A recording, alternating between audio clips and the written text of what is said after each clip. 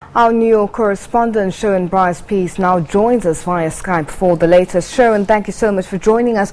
Now, what's the latest update do you have for us?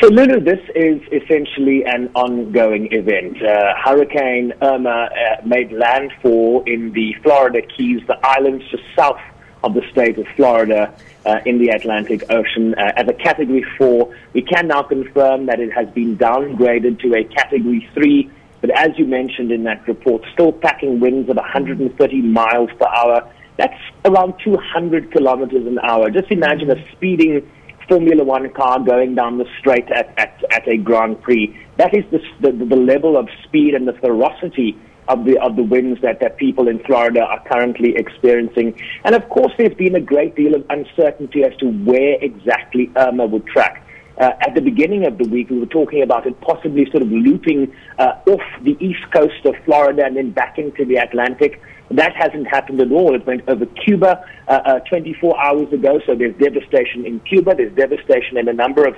islands in the Caribbean.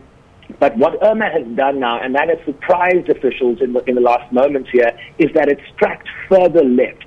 So whereas there was a great deal of concern that there would be a flood surge and a great deal of emergency services and officials deployed on the East Coast, Irma has tracked more to the West Coast. So a great deal of concern now on the Gulf of Mexico side of Florida. Storm surge, we're getting reports that the storm surge is expected to be over 1 meter. That essentially means that the water level on the road surface will reach up to one meter, given the winds that are pushing water from the ocean onto land.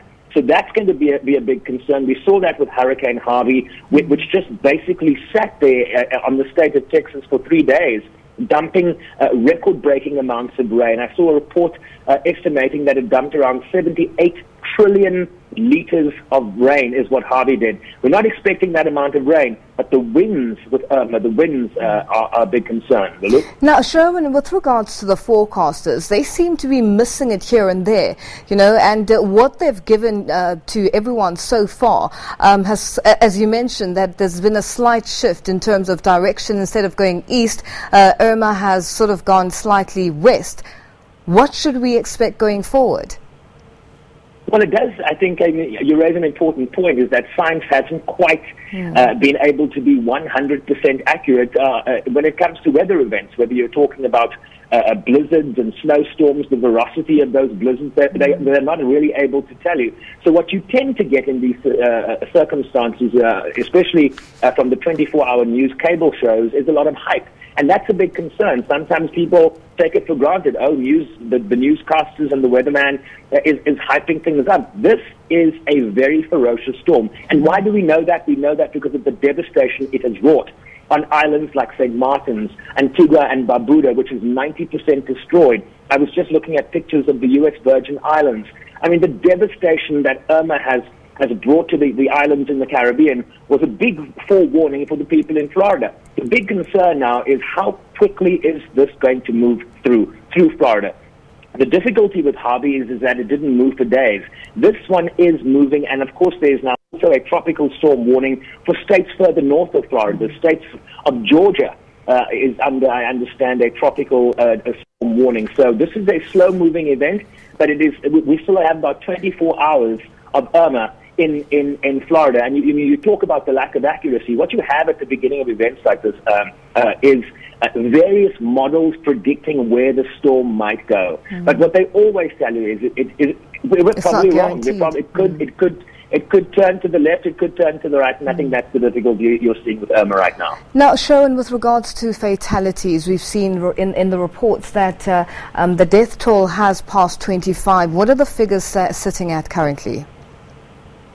No, you're absolutely right with that number. 25 in the Caribbean, and so far only 3 people have died as a result of Irma in the state of Florida, including a sheriff's deputy who was driving in these winds and resulting in a head-on collision. So 3 fatalities so far. But the big concern here is going to be the damage to infrastructure. I don't think you're going to see record amounts of lives lost as a result of this storm. What you're going to see is large-scale devastation and destruction. We were getting reports that already 1.5 million people are without power. The Florida Power Utility is predicting that that number is going to go closer to 4 million. And the big concern is that they're not going to be able to restore power for weeks. We also saw a report of a woman who had to literally give birth to her child by herself. Was eventually rescued, but the difficulty is that emergency services are unable to get into places due to the difficult conditions. This is why we saw record numbers being under mandatory evacuation. 6.5 million people were ordered to evacuate low-lying areas in the state, and so this is still playing out before our eyes as we speak, Lulu. And in terms of government and reaction, as you mentioned, the fact that emergency services are having difficulty in accessing a lot of people or in giving services to the people. Government turnaround time in terms of their reaction time with dealing with the aftermath, what are the plans going forward?